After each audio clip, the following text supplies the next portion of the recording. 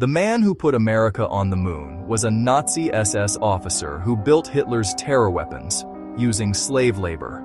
July 20th, 1969. The world watches as Neil Armstrong steps onto the moon. The architect? Wernher von Braun, NASA's visionary director. But 25 years earlier, he was designing weapons of terror for the Third Reich. His V-2 rockets killed thousands. Their construction killed 20,000 slave laborers. So how did America's greatest triumph begin with Hitler's greatest weapon? Today we expose Operation Paperclip, the secret program that brought over 1,600 Nazi scientists to America and changed history forever. 1945, the race for Nazi secrets begins. The year is 1945. World War II is finally over. The Nazi regime has crumbled, leaving a continent in ruins, and a world just beginning to comprehend the scale of its atrocities. But as one war ended, another began. The Cold War, a silent standoff between two superpowers, the United States and the Soviet Union. And in the rubble of the Third Reich, a frantic treasure hunt started. The prize? Not gold or art, but brainpower. Germany had developed the most advanced military technology the world had ever seen, the V-1 cruise missile, a pilotless bomb that terrorized cities, and the V-2, the world's first long-range guided ballistic missile. It arced into the stratosphere at supersonic speed, striking without warning. Both superpowers wanted the minds behind these machines. Blueprints, prototypes, entire teams, targets in a global scramble. Operation Paperclip funneled them into American projects, binding triumph to a darker origin. Science that reached the stars, born from a weapon of terror. Stay with us as we uncover the full story.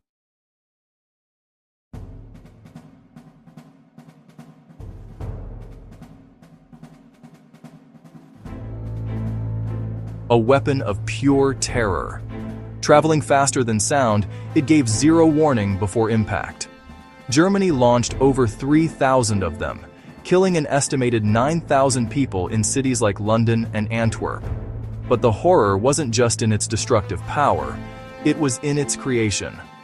Production moved underground to a hellish factory called Mittelwerk, staffed by prisoners from the Mittelbau-Dora concentration camp. An estimated 20,000 people died there from starvation, disease, and execution, more than the weapon itself killed. The American solution was Operation Paperclip. The mission? Recruit Germany's top scientists before the Soviets could. Von Braun and 120 engineers strategically surrendered to the Americans. President Truman authorized it with one rule: no ardent Nazis allowed. That rule was systematically ignored. Intelligence files were scrubbed, dossiers altered. Damning histories were literally paper-clipped to new, sanitized documents. That's how the operation got its name. More than 1,600 German scientists were secretly brought to the United States. So how do you turn an SS officer into an American hero? You give him a TV show. Stay with me. This gets wild. So how do you turn an SS officer into an American hero? You give him a TV show. Stay with me, this gets wild.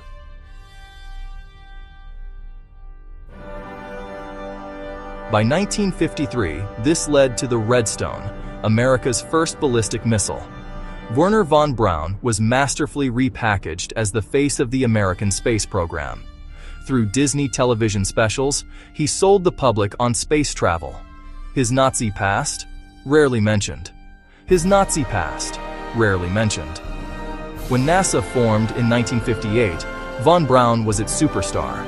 On July 1, 1960, he became the first director of Marshall Space Flight Center. The result was the Saturn V. To this day, the most powerful rocket ever successfully flown. A 363-foot engineering marvel.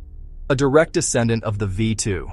The Huntsville team was a wild mix, German rocketeers and American engineers working relentlessly. One engineer's son later joked NASA was built by Jews, Nazis, and hillbillies.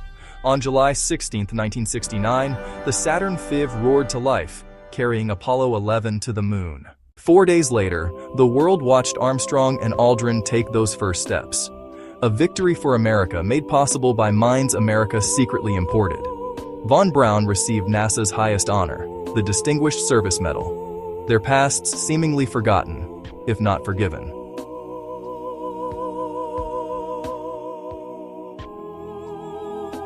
But history has a long memory. As files were declassified in the 1970s and 80s, the uncomfortable truth emerged. The case of Arthur Rudolph, Saturn V project director, brought it to a head. Investigators uncovered his direct role exploiting slave labor at Mittelwerk. In 1984, he renounced his U.S. citizenship and returned to Germany. Undeniable proof of the dark side deliberately whitewashed for decades.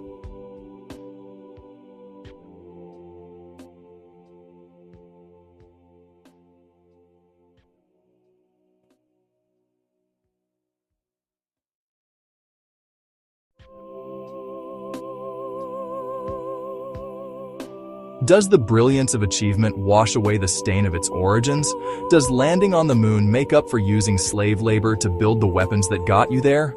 There's no easy answer. The 20,000 who died building their rockets are permanent testament to their ambition's moral cost. Apollo remains a breathtaking symbol of human potential, but it's also built on moral compromise. The United States calculated these men's expertise was more valuable than accountability for their pasts. The story of NASA's secret Nazi scientists isn't simple good versus evil. Wernher von Braun died in 1977, his legacy as American hero largely intact. It wasn't until 1984 that documents detailing his Nazi past were declassified, complicating that legacy forever.